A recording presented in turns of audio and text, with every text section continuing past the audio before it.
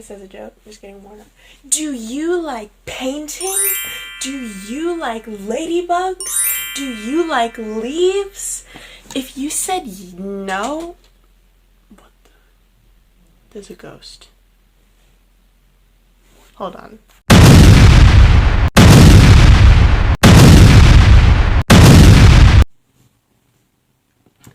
Do you like ladybugs? You get it. Let's get to the point. Let's start. Oh wow, look at this Rapunzel painting thing that I did a couple years ago. I think it was like 2021. While I do really like the movie Tangled, I just think that this painting lacks some like originality because it's literally a plagiarism from the movie. Anyways, while I do love the Tangled painting that I did here, I just think that like I was just craving something new and I just wanted to repaint this board. I'm doing a new painting on top of it. The paint job was pretty bumpy, so I took it outside to sand, and that's me cleaning up the sanded parts. Oh, please make sure to wear a mask. If you're going to do something like this, sanding, make sure you wear a mask. I don't want any particles getting into your lungs. Okay, so I'm painting it with a teal background. I have a story to tell. So do you see this teal paint right here? I didn't have the exact paint color that I wanted. In order to mix it, I used blue food coloring to turn like this greeny or duller paint into a more turquoise, more of the teal-y color I wanted. But then I kind of just broke down and I used some actual teal paint instead of the one that I mixed myself. And that was like much more brighter, more blue. Yeah, you can see like the color difference. It looks like so much better than the one that I mixed up, but there was a catch to me using the teal paint. So it turns out when you mix paint with food coloring, yes, the paint will dry, but if you put other layers of paint on top of it, the food coloring will affect the color of other paints that go on top of it. Do you see the difference between the two reds? Like this red is so vibrant in the paint pot, and then it's like much more duller on the, yeah, you see, like you can see it in real time. It like the food coloring mixes with like the paint. I don't know, it like sits on top of it and then like it just affects whatever color goes on top. If you're going to paint and you're mixing your own colors, I wouldn't recommend using food coloring. I think just use paint, because then you'll have to deal with muddy colors, or you won't, I don't know. Anyways, so I'm going for like a leafy ladybug design because yeah, that's what this video is about. And you can see my hair in the corner. Wow, that's so cool. Yeah, do you see like all the shapes? I painted like a base for each of the leaves and the ladybug so they would like pop, the colors would pop and I wouldn't have to do a bunch of layers. All of those, like that paint, like that area, it used to be white, but then the food coloring like turned it like into a light blue, which kind of looks pretty, but it's like, yeah, it just shows you how the food coloring affects other paint colors that go on top of it. So that's the whole story behind this painting. Here you can see me just painting every single ladybug, actually leaf, you know. This was a really chill painting. I liked this design. Okay, I'm gonna stop talking now because everything I'm saying is kind of trash. And you know what? I'm just gonna I'm just gonna cut the bull trash. Like here's the final painting. Wow, look at that. It's the painting. Oh my gosh. That's the painting next to my face. And this is me holding the painting up. Very interesting stuff. Ooh.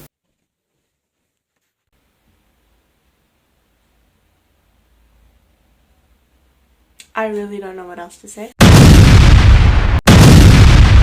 Hey guys, check out this super cool shell that I got from the beach. Oh wait, what's that? How did that even get in there? What? I don't remember. I painted the inside of this shell into like a ladybug using nail polish, which is something that apparently I like to do. And the goal for today is to turn my nails into, well, into this. I'm just gonna try to recreate the same design on my nail, excluding like the line in the middle because I can't do that really. I don't have any like those like nail art tools that would be helpful. Alright everybody, here's what you're gonna need. Don't have any nail art tools? It's okay, me neither. We're gonna get through this together, alright? Alright? Hold my hand, hold my hand, hold my hand. Okay, what you're gonna need some black nail polish and yeah, for the design. Yeah, I've already painted my nails red because I feel like that's not a really interesting thing for you to watch me do. It's like paint them a solid color, and then the black is where the design comes in. Your black nail polish and your awesome hand. I'm gonna zoom in for you. Yeah, they are a bit chipped because I've had these nails for a few days, but it's okay. The design will mostly cover it up. So what you're gonna do, you're gonna paint like a semicircle or like the top of your nail like this, and I'm just gonna go over it until it's the shape that I want. I think like that's good. Yeah, that's a good shape. You can repeat that for as many nails as you want. Ow, oh my gosh, that went by so fast. Okay, so now that that step's done, we have made the head of the ladybugs. I'm gonna zoom in to my finger. You're gonna get to the fun part. Ooh, how exciting. Good job, you deserve it. So you're gonna take your nail polish, and I'm gonna use the back of a paintbrush and dip the end of it here. You're just gonna make dots in any place you like. I'm just gonna do them randomly because I think I like that look better than symmetrical stuff, but you can do whatever you want. You can do some big, some small. Alright guys, so update: midway through doing the design, I kind of messed up my middle finger, which is like the first one that we did. So I'm just gonna have to quickly fix that. Don't worry if your nails aren't coming out perfect. If the design isn't super clean, that's okay. It adds character. And we love character. Sorry, I'm not in the frame. I think this would be really cute if you did like draw a line down the middle like what I did here, but I think it was like too hard for me to recreate that. I think it requires like a really thin brush to do that, so I think if you had one of those, that would be really cool. If you have white nail polish, you could make 2 dots on the head for like the eyes. I think that'd be cute, but I don't have white nail polish. This is a budget video. I do not have the materials required. I just wanted to show you like an easier option if you only have black and red nail polish. I feel like this is good enough. I feel like if you want to do it without having to buy a bunch of materials, I feel like this is a good option for you. Okay, after this dries, I'm going to show you the finished result, and I also have to do my right hand, which will be a little bit of a struggle, but I don't know. We'll get through it. We'll get through it. This is the left hand, and this is my right hand. I'd say they look okay. The right one is a little messy, but I think they're fine overall. Okay, I'm gonna let them dry and then clean up this mess that I made because everything's kind of clumpy and dirty right now. Now, if you look at our nails from the side, you'll see that it's really bumpy and uneven in surface texture.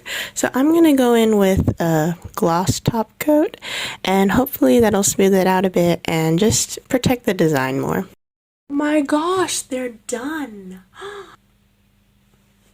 I know they're a little messy, but I really like them. I think they're fun and they got character to them. So thank you so much for watching. I hope this video inspired you to do something creative today, and I'll hopefully see you on the next one. Bye bye.